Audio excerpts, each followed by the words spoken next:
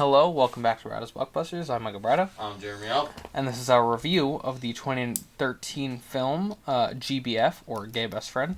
It's a comedy drama romance. It's an hour and 32 minutes long, rated R. It's available on Fandango now, Vudu Prime Video, YouTube, and iTunes, I believe. Written by George Northey and directed by Darren Stein. Fuck, that was a lot to say before yawning. It had a budget of $3.2 million, and there are no box office records, so I can't tell you if it was a flop or a success or anything like that. However, I can tell you the Rotten Tomatoes, IMDb, and Metacritic scores. The tomato meter is an 80%, the user score is 55, IMDb is a 5.9, and Metacritic is 56. So minus the tomato meter score, they're all, middle ground-ish. They all seem okay. They seem okay-ish. Yeah, and then the tomato meter score is pretty good. That's really unexpected. Mm-hmm. So, I know we mentioned at least one fun fact while we were recording the commentary track. Yeah, but I think everyone can see it for themselves too.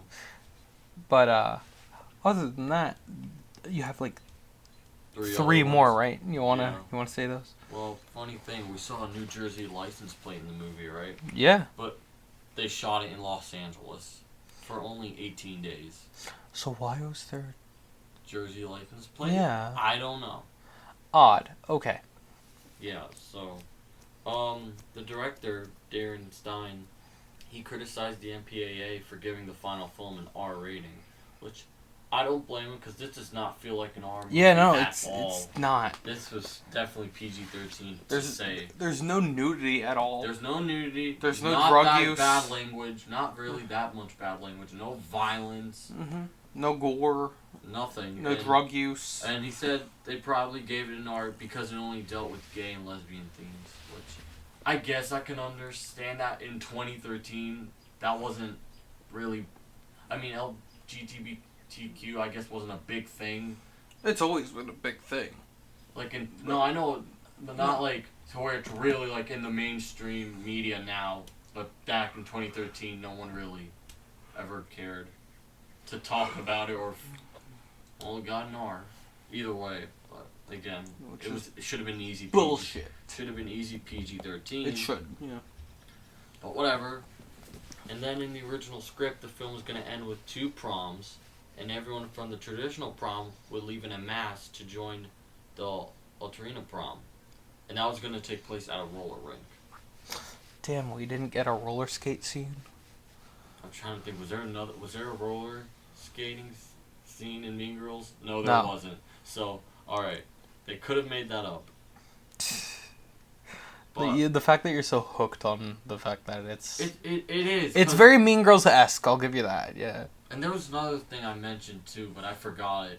I mentioned another movie. Which, funnily enough, to link this back to the other fun fact, Mean Girls is Heathers-esque.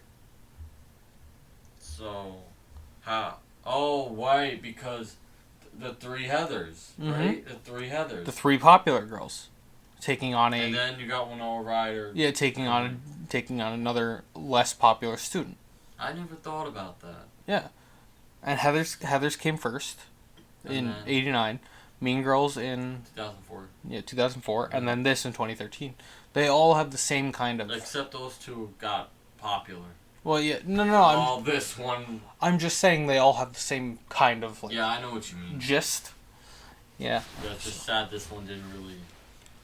It's a decent film. I'm not going on that. I'm saying I know. Never got popular. I have not heard ever one person talk about this movie. Well, until I put it on the schedule. Anyway? Netflix. Okay. I don't even have to ask any more questions because Netflix is the big streaming name, so I don't even have to ask. I was just scrolling through. I was like in one of those moods to watch something gay. So I was scrolling through the LGBT movies on Netflix, and I found this. It was a couple of years back. Well, I'd say it's one of the better ones. You know what? It wasn't as good as Love, Simon, obviously. For some reason, Love, Simon just worked. Yeah. Some odd reason, it really worked great. Something tells me that this is either going to be 2 or 3 in the ranking. Well, I will have to find out next. I have seen next week's movie. I haven't. I've seen that before. You haven't. But I haven't seen that one in a while, so I have to decide. You know what I can tell you? When it comes to next week. Yeah, I know what comes last. Don't even say it. But, you didn't even read the plot today. Oh, yeah, no, I was getting to it, but... Well, then again, this is probably a shitty one, but go ahead. The closeted gay teen, Paul Iacono, wants to join the popular gals clique, but his scheme backfires when his best friend, Michael J. Willett, is forced out of the closet instead. Yeah, that's it. Yeah. Could have went a little more, but whatever. Mm-hmm. Now, let's just cast up on Wikipedia. It really gave the whole fucking cast. So I was like, no, we're just gonna get the two gay ones. Then the 3 popular girls. And then the 3 popular girls. Yeah. And then that's it. So, yeah, speaking of which, why don't we start with Mr. Tanner himself, Michael J. Willett. I can't believe he's not related to Michael J. Fox. I was really hoping. Why? Because they share a first name and middle initial? Michael J. But this isn't Michael J. Fox. This is Michael J. Willett. Yeah. And his only film was G.B.F.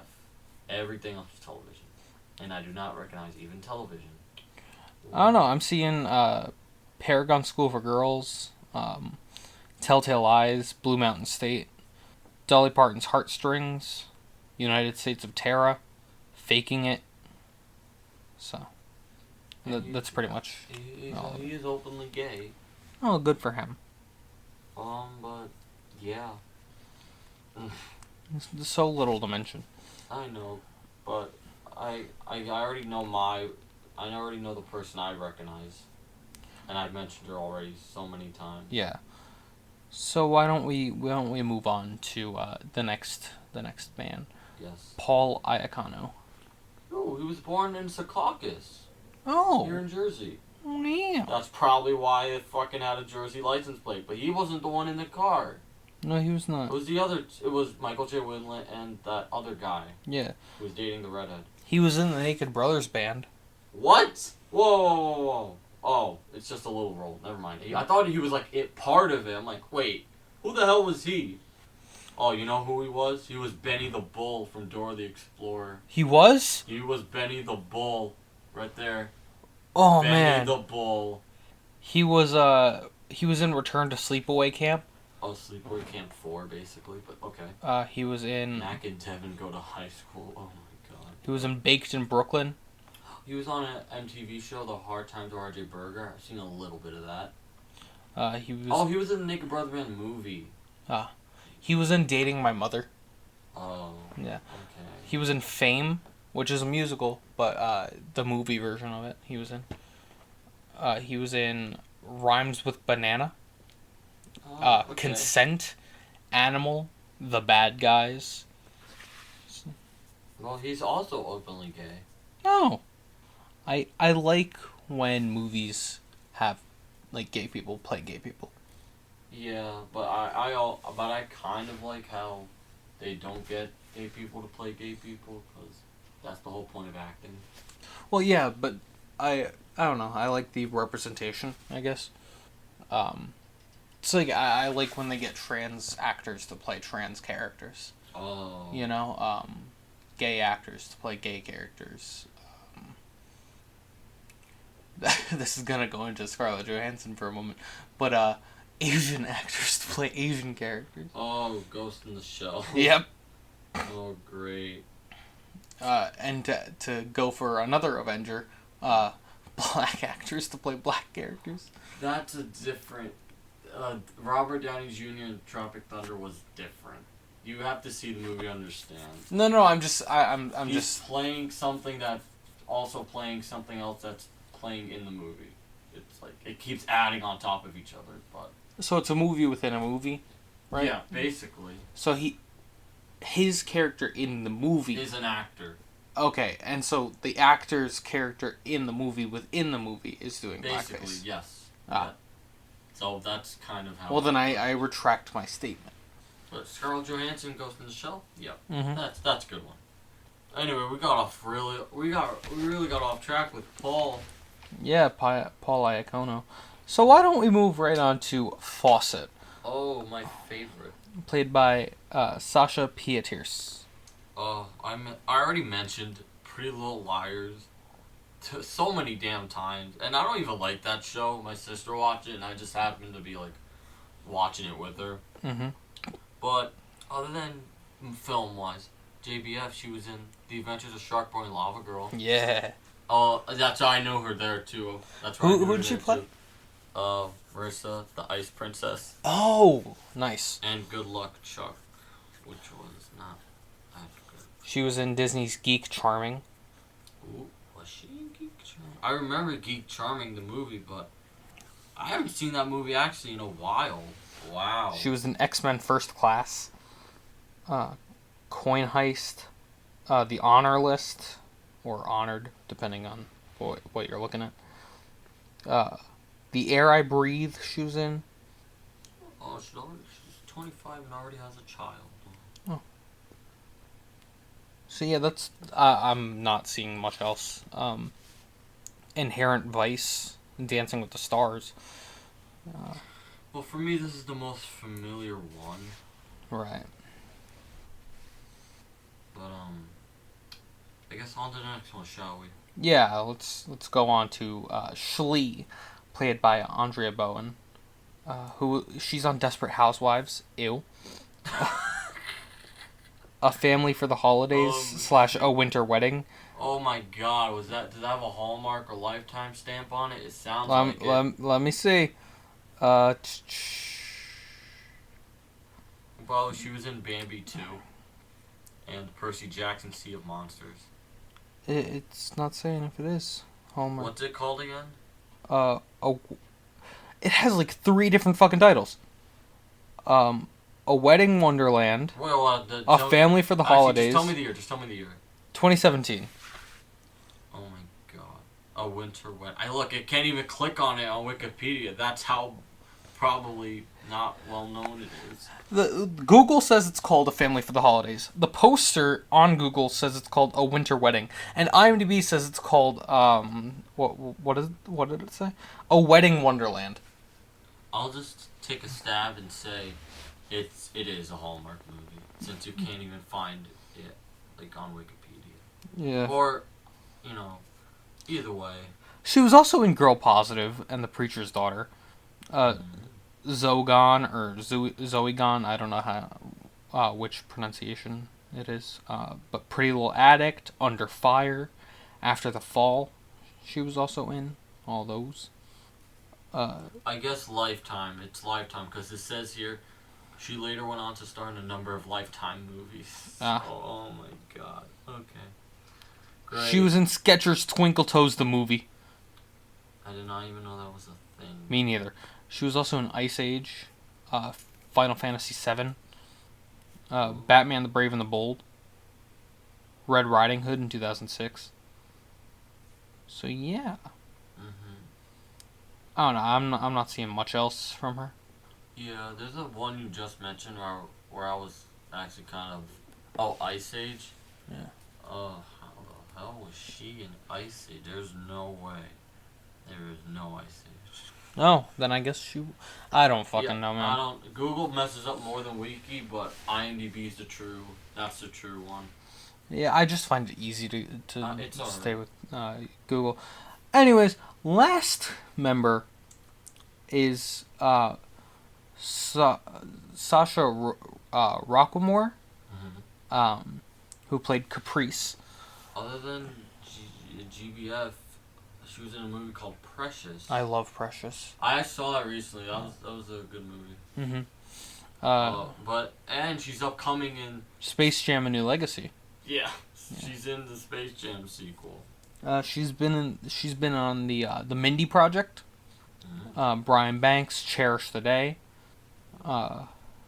Black Monday, She was in The Disaster Artist.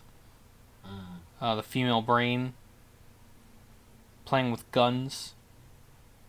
Patton Oswalt confronts his haters. I don't know. Confronts his... Okay, I don't even want to know what that is, honestly. I think it's what's called. I think it's Patton Oswalt confronting his haters. Yes, I understand that, but like, I don't know. And she was also in The Female Brain, but that looks to be everything I can see from her. So. Well, at least she was in a great movie. That was Precious, by the way. Yeah. So yeah, I think that's everyone worth mentioning, right? Yep. So what do you say we just start grading? Sure. You want to start with the acting? Yeah, I'll go with the acting. You know, because acting's what we start with. You know. What? Because acting's what we start with. We Exactly. always start with acting. Yep. So. Well, unlike last week, I was confused on whether they were either acting or not. But here it was. You mean last week? Last week you were confused. Yeah, last week I was confused on if they were even acting or not. But here it's obvious. It's obvious they were acting, even though our two main gay characters are gay. Mm-hmm. But I thought they did good. I thought it's mainly really the girls of this movie. Not even in particular, just all the females in this movie are pretty funny. Mm-hmm. And I think it's obvious which of them stand out, and that's obviously the three girls of the three leaders of the cliques. Yep. Which I don't even remember the names because I'm horrible with names in movies. Fawcett, Schlie, and Caprice. Yeah, them. Yeah. I thought all three of them were very funny. Can I just say something real quick? If Caprice's last name is not I will fight someone. Oh, Caprice son. Yeah. Nice. I don't know why you brought juice into this, but anyway, I like puns. Anyway, I thought the acting was good. Nothing big, but nothing like last week either. Mm-hmm. Last week was, I still don't even know. Last week was a fucking mess. You're this welcome. week was good. It was funny, more humor. I laughed.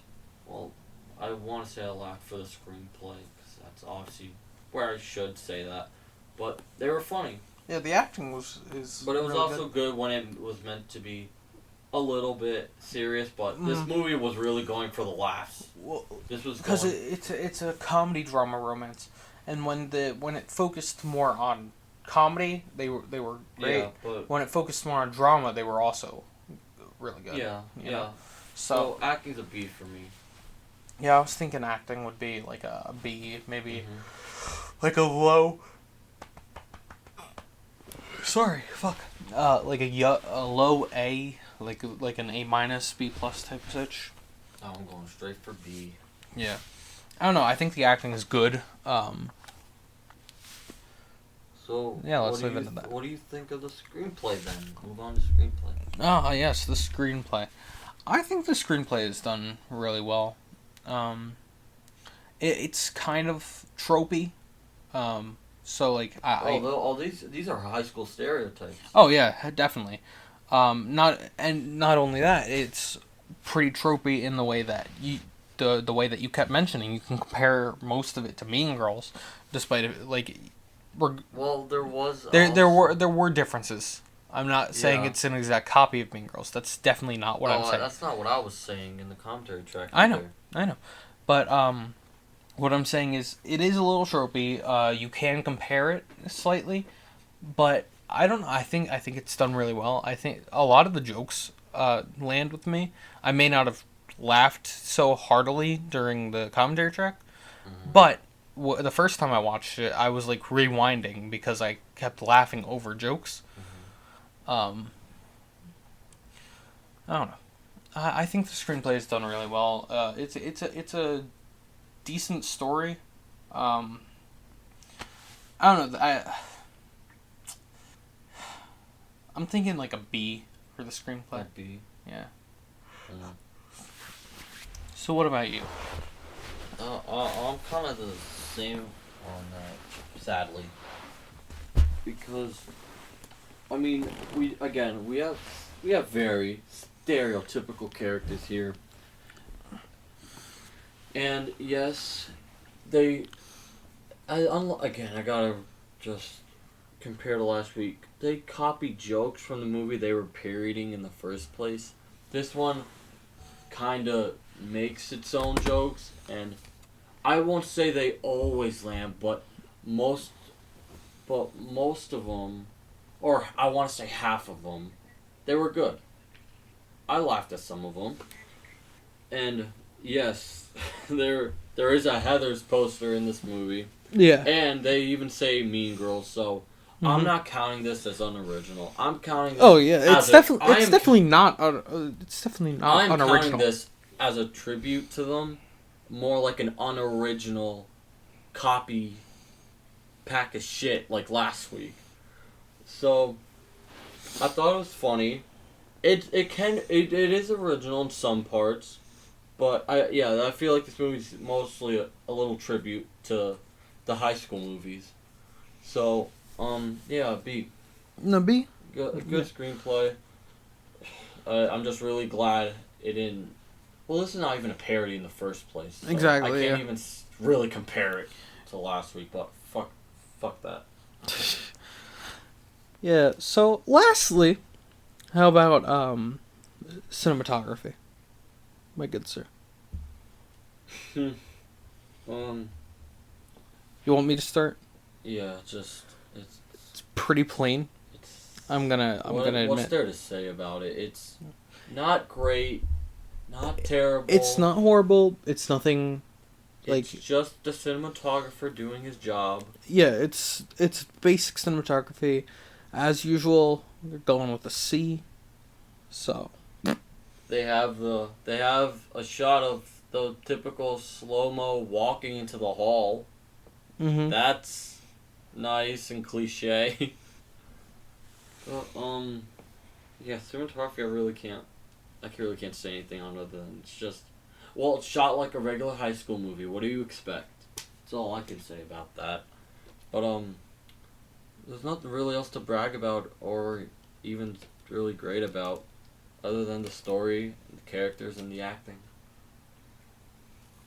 Right. Which I feel like screenplay would be the most, to talk about here. And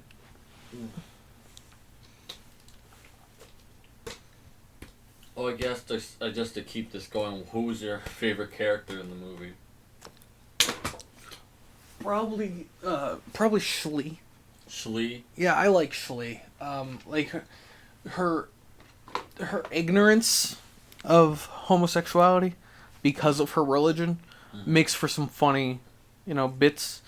I love when what's it called Tanner goes to the bathroom at her house. Oh, I thought you were gonna mention Gasian. I like that. Oh, I no, like that joke. Gasian. That's funny too. That was Gasian. But especially because he's like, no, I'm straight, and she's like, no, you're gay.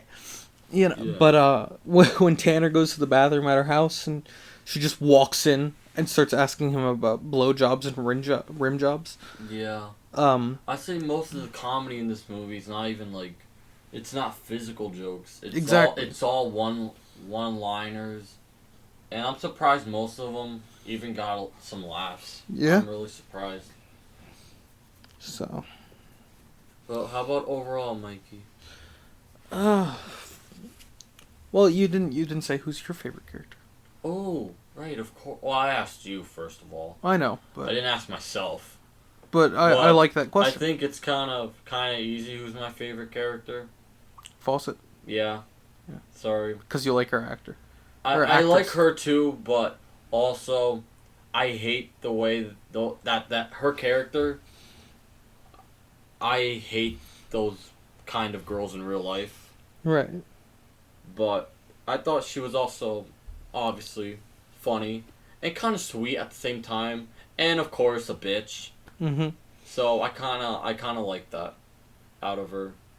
But if I had to choose, I guess a close second, just a close second, it'd probably be the mom. I don't know. I forgot the name of the son's name.